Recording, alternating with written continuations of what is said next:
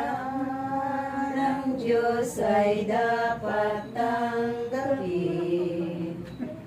Ang salita ng Diyos ay dapat na sundin. Sa puso't isip, sana'y laging kamtin. Pagkatulong siya sa ating pasanin. Sa pagtahak dito sa mundo, maraming pagsubok ang matatamo. Pakinggan mo, isabuhay mo, ang salita ng Diyos ang tanging gabay mo. Ang mabuting balita ng ating Panginoon ayon kay San Lucas. Papuri sa iyo, Panginoon.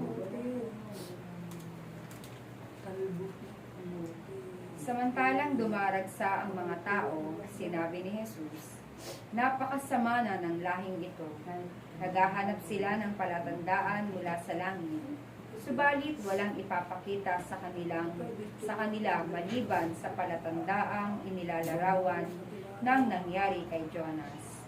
Kung paanong naging isang palatandaan si Jonas sa mga taga-Ninive, gayon din naman magiging isang palatandaan sa lahing ito ang anak ng tao.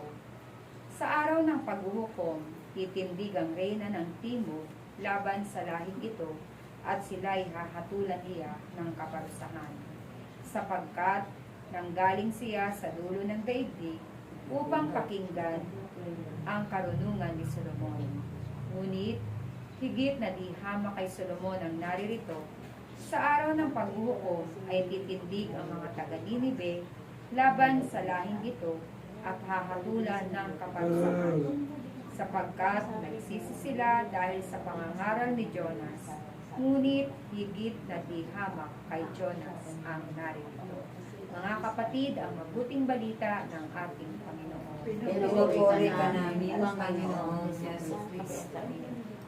Ang salita ng Diyos ay dapat tanggapin. Ang salita ng Diyos ay dapat na sundin. Sa puso't isip, sana'y laging kamtin. Pagkatulong siya sa ating pasanin. Sa pagtahak dito sa mundo, maraming pagsubok ang matatamo. Pakinggan mo, isabuhay mo, ang salita ng Diyos ang tanging gabay mo.